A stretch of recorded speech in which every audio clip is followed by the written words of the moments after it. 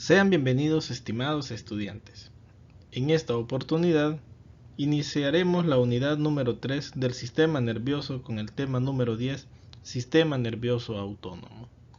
Contenidos: organización funcional del sistema nervioso autónomo, receptores y neurotransmisores en cada división, síntesis y secreción de neurotransmisores, mecanismos de señalización involucrados durante la activación de los receptores en las dos divisiones del sistema nervioso autónomo, acciones de la actividad del sistema nervioso simpático y parasimpático sobre los órganos que inervan. La bibliografía para este tema es el capítulo 11 de la Fisiología de Silverton y el capítulo 61 de la Fisiología de Guyton. Objetivos: describir la organización funcional del sistema nervioso autónomo y los centros nerviosos que lo controlan. Comprender los mecanismos de señalización desencadenados al activar los receptores en cada división del sistema nervioso autónomo. Conocer los efectos que se desencadenan en los órganos efectores al ser activadas ambas divisiones del sistema nervioso autónomo. El sistema nervioso se divide en sistema nervioso periférico y sistema nervioso central. A la vez, el sistema nervioso periférico se divide en sistema nervioso somático y sistema nervioso autónomo. El sistema nervioso autónomo, con sus divisiones simpática y parasimpática, son las que vamos a estudiar en esta clase. El sistema nervioso autónomo es la porción del sistema nervioso que controla la mayoría de las funciones viscerales del cuerpo. Este interviene en la regulación de la presión arterial, la motilidad digestiva, las secreciones gastrointestinales, el vaciamiento de la vejiga urinaria, la sudoración, temperatura corporal y otras muchas actividades. Se le conoce también como sistema nervioso vegetativo o sistema nervioso visceral. Una de las características más sorprendentes de este sistema nervioso autónomo es la rapidez y la intensidad con la que puede hacer variar las funciones viscerales. Por ejemplo, en un plazo de 3 a 5 segundos es posible duplicar la frecuencia cardíaca sobre su nivel normal y en 10 a 15 segundos hacerlo con la presión arterial. O lo contrario, reducir la presión arterial lo suficiente en ese mismo tiempo como para causar un desmayo o lo que también se le conoce como lipotimia. La sudoración puede empezar en cuestión de segundos y la vejiga urinaria vaciarse involuntariamente en un tiempo también similar, gracias al sistema nervioso autónomo. Organización general del sistema nervioso autónomo. El sistema nervioso autónomo se activa sobre todo a partir de centros que están situados en la médula espinal, el tronco del encéfalo y el hipotálamo. Asimismo, también ciertas porciones de la corteza cerebral, sobre todo de la corteza límbica, pueden transmitir señales hacia los centros inferiores e influir de este modo en el control autónomo. El sistema nervioso autónomo también actúa por medio de reflejos viscerales. Estos son señales sensitivas subconscientes que proceden de los órganos viscerales y que llegan a los ganglios autónomos, el tronco del encéfalo o el hipotálamo y luego se devuelve una respuesta refleja subconsciente a estos órganos viscerales para poder controlar su actividad. Las señales autónomas eferentes se transmiten hacia los diversos órganos del cuerpo a través de sus dos componentes principales, que son el sistema nervioso simpático y el sistema nervioso parasimpático.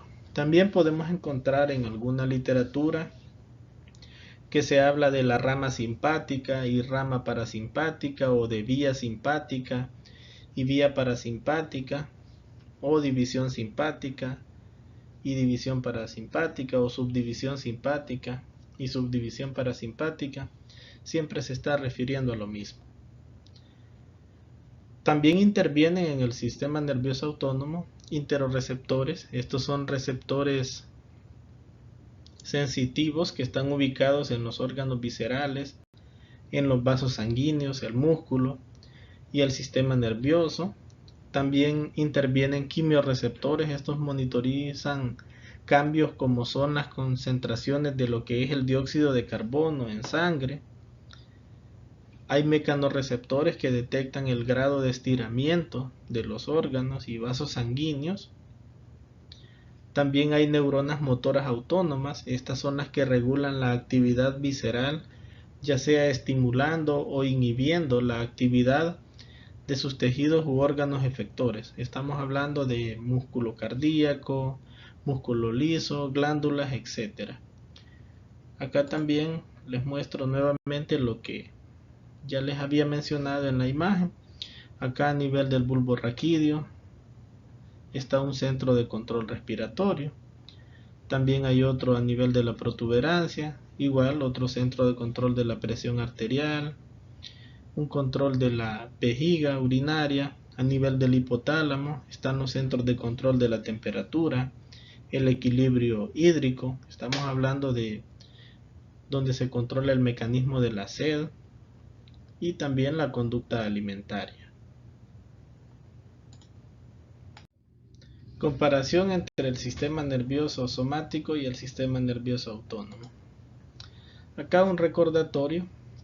Los cuerpos de estas neuronas están a nivel del sistema nervioso central y luego pues es de ahí donde emergen sus axones. Acá tenemos el sistema nervioso somático, acá una neurona motora somática, estas son mielinizadas. Acá llegan hasta el músculo esquelético, que es el efector o órgano diana, también le podemos llamar. Acá en la unión neuromuscular se secreta la acetilcolina, algo que ustedes ya muy bien los conocen. Luego tenemos acá ya lo que es el sistema nervioso autónomo. Acá tenemos lo que es la división simpática, tanto este como este ejemplo. Veamos las primeras diferencias. La neurona preganglionar es mielinizada, la neurona postganglionar no es mielinizada, por lo tanto se dice que es amielínica o amielinizada. Hay un ganglio autónomo, entonces esta primera neurona llega acá a este ganglio autónomo donde hace sinapsis. Acá lo que hace es secretar un neurotransmisor, en este caso es la acetilcolina. Luego la acetilcolina se une a los receptores en la neurona postganglionar, los activa y sale otro potencial de acción a lo largo de este axón amielínico que llega a estos terminales sinápticos. Y acá lo que se secreta es la noradrenalina a los órganos efectores. Ejemplos de estos hay glándulas en el músculo cardíaco, músculo liso, ejemplos de la vejiga urinaria. También vasos sanguíneos. Luego tenemos esta otra particularidad del sistema nervioso simpático, cuando hay neuronas simpáticas preganglionares que son mielinizadas que llegan a la corteza suprarrenal. Acá liberan acetilcolina y estimulan a nivel de las células enterocromafines para que sean estas las que sinteticen y secreten lo que es la adrenalina y la noradrenalina. Acá en unas cantidades de un 80% de adrenalina, un 20% de noradrenalina. Luego la secretan a la sangre y estas dos catecolaminas viajan a través del torrente sanguíneo y llegan a diversos órganos efectores. Acá por último tenemos al sistema nervioso parasimpático. Hay diferencias. La neurona preganglionar es más larga y la postganglionar es más corta. Y acá en el simpático la neurona preganglionar es corta y la neurona postganglionar es larga. Igual siempre la neurona preganglionar del parasimpático llega a un ganglio autónomo donde secreta el neurotransmisor acetilcolina Este neurotransmisor acetilcolina activa receptores en la neurona postganglionar y luego se da otro potencial de acción, el cual llega a estas terminaciones sinápticas o botones sinápticos, donde se va a estar secretando acetilcolina a los músculos como el cardíaco, el liso, también a glándulas.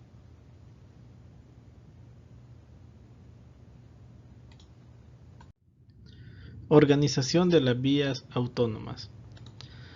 Las vías autónomas tanto del sistema nervioso simpático como parasimpático consisten en dos neuronas en serie.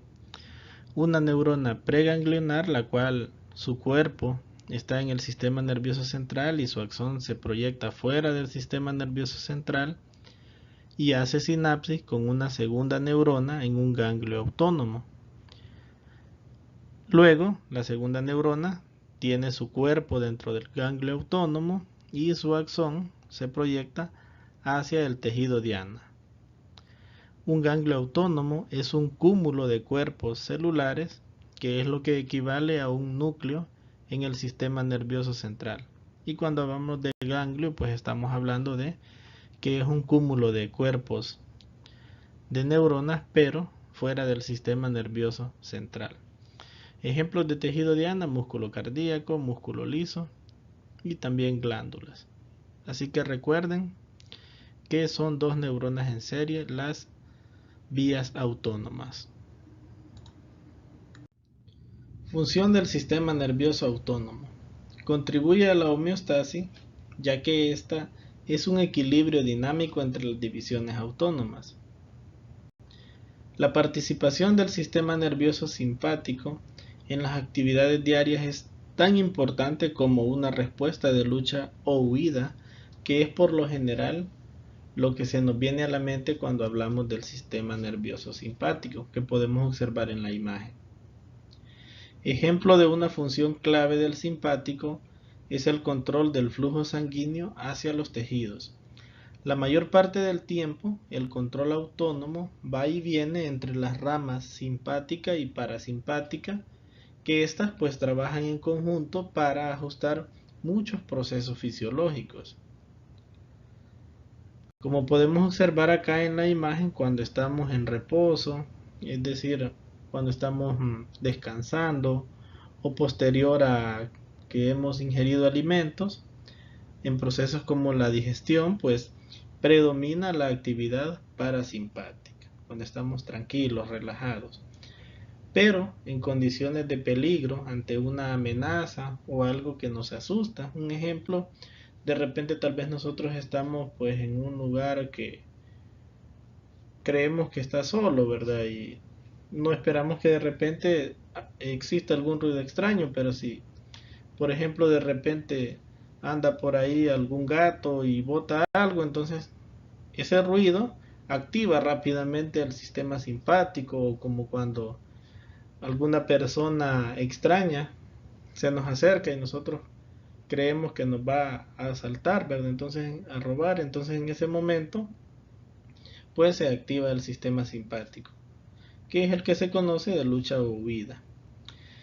Acá pues es una situación de alarma y es lo que observamos acá, ¿verdad? En la imagen de que esta persona pues vio una serpiente, entonces se activa el sistema nervioso simpático, lo que lo prepara en este caso para huir.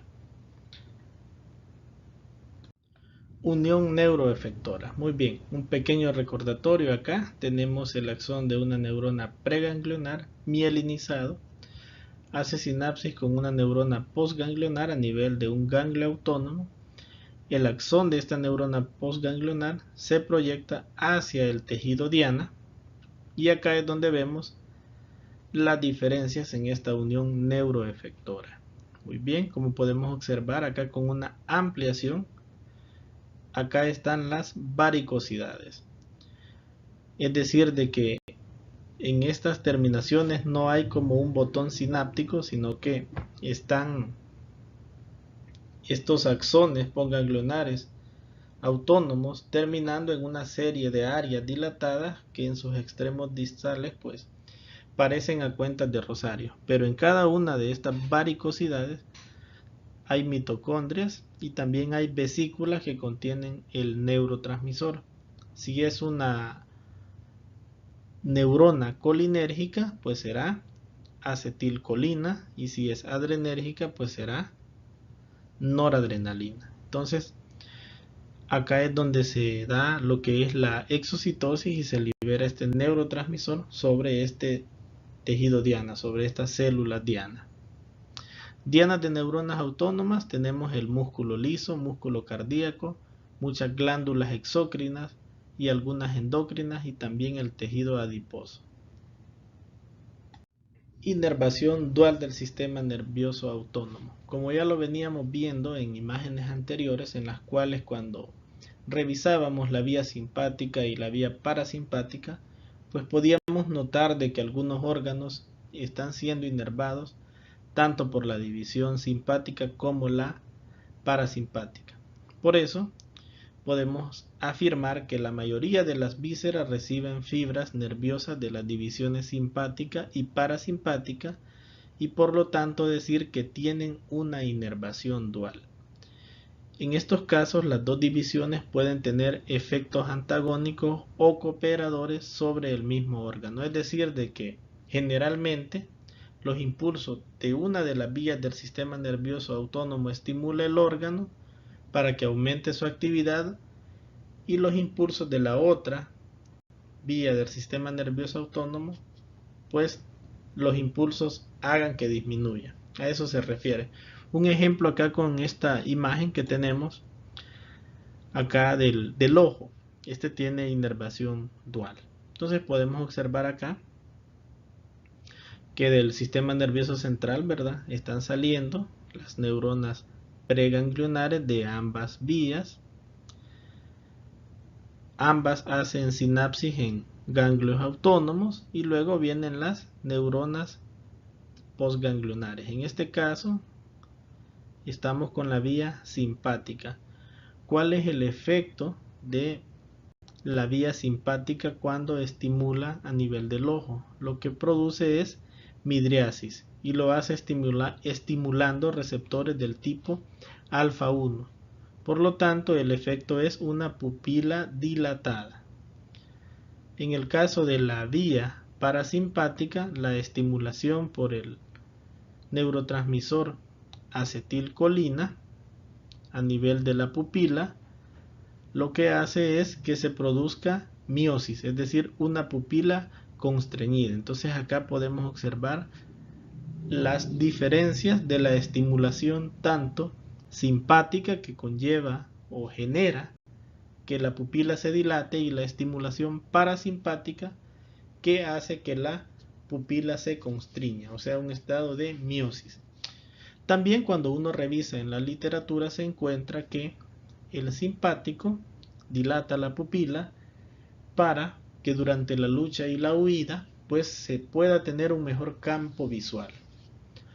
Mientras que la miosis, este efecto que genera el parasimpático, ayuda para la visión cercana. Es decir, cuando estamos tranquilos y queremos pues enfocar pequeños detalles de cerca. Neurotransmisores y tipos de receptores. ¿Cuáles son los neurotransmisores involucrados acá en la vía simpática y parasimpática? En la vía simpática está la noradrenalina y la adrenalina. La noradrenalina es la que se está liberando, es la que se está secretando en las neuronas postganglionares simpáticas. La adrenalina de la médula suprarrenal, ya veíamos por ahí las células enterocromafines. La acetilcolina, esta se libera en los ganglios autónomos tanto de la vía simpática como la parasimpática, y en las neuronas postganglionares parasimpáticas. Hay algunas excepciones que luego las revisamos.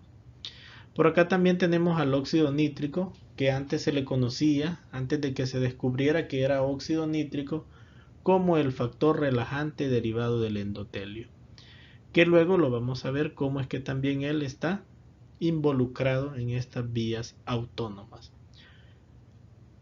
Estos neurotransmisores se unen a receptores metabotrópicos o acoplados a proteína G. También se les conoce con el nombre de receptores 7 segmentos transmembrana. Y también hay receptores ionotrópicos. Estos son receptores canales, es decir, son canales, tienen un poro que permiten el paso de iones y son activados por un ligando. En el caso del sistema nervioso autónomo, pues tenemos al receptor nicotínico. Neurotransmisores utilizados en las vías autónomas. Esto es continuando con lo anterior, reforzando aún más esos conocimientos. Las sustancias neurotransmisoras principales son la acetilcolina y la noradrenalina. De ahí que, según el neurotransmisor que produzcan o secreten las neuronas autónomas, se van a clasificar en colinérgicas o adrenérgicas.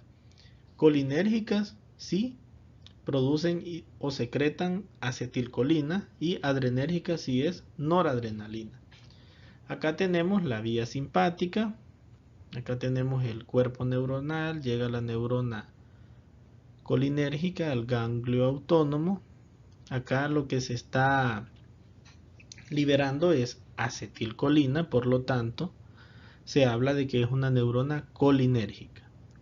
La acetilcolina se une a un receptor nicotínico. Luego podemos observar acá una segunda neurona, la neurona postganglionar, como es de la vía simpática. Lo que ella libera es noradrenalina, por lo tanto se le clasifica como neurona adrenérgica y se une a un receptor, la noradrenalina, que también se clasifica como receptor adrenérgico. Luego tenemos acá la vía parasimpática, igual tenemos una neurona preganglionar que secreta acetilcolina y se le clasifica como neurona colinérgica. También la postganglionar, ella lo que hace es secretar acetilcolina y por lo tanto se le clasifica como neurona colinérgica. Acá tenemos este receptor al cual se une la acetilcolina. Este puede ser un receptor muscarínico, como es el caso acá, y también se les conoce como receptores colinérgicos. Síntesis, liberación y metabolismo de acetilcolina. La acetilcolina se sintetiza en las terminaciones finales y en las varicosidades de las fibras nerviosas colinérgicas, donde se almacena en vesículas a una gran concentración hasta que se libera. ¿Cómo se da este proceso? Bueno, la acetilcolina se forma a partir de acetilcoenzima A y colina por acción de esta enzima, la acetiltransferasa de colina. Una vez que se ha formado la acetilcolina, entonces esta se almacena en vesículas y, en respuesta a un potencial de acción, se da lo que es el proceso de exocitosis. Una vez de que se encuentra acá en el espacio sináptico la acetilcolina, se une al receptor colinérgico para activarlo. Esta acción solo dura, o más bien dicho, la permanencia de esta acetilcolina en este espacio sináptico solo dura unos pocos segundos, ya que rápidamente es hidrolizada a colina y acetato por la acción de la acetilcolinesterasa. Luego la colina es recaptada por medio de un transportador acá en la terminal sináptica y vuelve a ser reutilizada para continuar formando más acetilcolina. Los receptores colinérgicos fueron clasificados en 1914 en receptores nicotínicos y muscarínicos. Acá en la figura, en esta primera, tenemos a un receptor nicotínico. Este es un canal pentamérico, es decir, tiene 5 subunidades que podemos observar acá como alfa, beta, otra alfa, aquí tenemos una delta y por acá está una gamma. La acetilcolina se une a las subunidades alfa, se utilizan o más bien dicho, se necesitan 2 moléculas de acetilcolina para poder activar un receptor nicotínico. Cuando se une la acetilcolina a sus sitios y lo activa, lo que hace es que permite la apertura del canal. Este es un canal a través del cual pueden pasar cationes monovalentes inespecíficos, pero principalmente el sodio, muy poco el potasio, principalmente lo que es el sodio. Luego tenemos acá a los receptores muscarínicos. Estos son receptores acoplados a proteína G, o también llamados receptores 7 segmentos transmembrana. Hay un lugar donde se une la acetilcolina para activar el receptor, y luego que se dé el cambio conformacional, acá está también el sitio de unión de la proteína G, que posterior a la unión de la acetilcolina, esta se activa. Continuando con los receptores muscarínicos, los del tipo M1 se localizan, ¿verdad? Estos son ejemplos, algunos ejemplos, y esto es un tema sumamente amplio. Acá pues lo estamos abordando en algunos casos, ¿verdad? Con algunas generalidades para una mejor comprensión. Se localizan en glándulas, corteza e hipocampo. Las funciones que realizan: aumento de la secreción, en el caso de glándulas; aprendizaje, también están involucrados en los procesos de memoria. La vía de señalización que siguen es a través de la fosfolipasa C, es decir, de que estos receptores están acoplados a una proteína GQ. Tenemos los muscarínicos de tipo 2, estos se encuentran en el corazón, en el músculo liso. Las funciones que realizan es disminuir, en el caso del corazón, la frecuencia cardíaca, y en el caso del músculo liso, disminuir la contracción de este. Las vías de señalización es por medio de la enzima amplificadora adenililciclasa del tipo G inhibitoria y G estimulatoria. Tenemos el muscarínico de tipo 3, este se localiza en el músculo liso, glándulas del endotelio y también en el sistema nervioso central. Las funciones que realiza: contracción del músculo liso, aumento de las secreciones, promueven la síntesis del óxido nítrico y también en la regulación del apetito. La vía de señalización es por fosfolipasa C, por lo tanto es un receptor acoplado a proteína G del tipo Q. El receptor muscarínico de tipo 4 se localiza en glándulas, músculo liso, está haciendo funciones de regular el tono del músculo liso en estos tejidos, y pues la vía de señalización es la adenilato ciclasa del tipo inhibitorio. La enzima amplificadora es la adenilato ciclasa y la proteína G del tipo inhibitoria. También tenemos acá el muscarínico de tipo 5. Este se encuentra en neuronas dopaminérgicas, ganglios basales, también en la vasculatura cerebral. Las funciones de este es que facilita la liberación de la dopamina, interviene en la dilatación de arterias y arteriolas, una vez que se activa, por supuesto. Este receptor M5 realiza estas funciones. La enzima amplificadora de la vía de señalización es la fosfolipasa C, es decir, que es un receptor acoplado a una proteína G del tipo Q.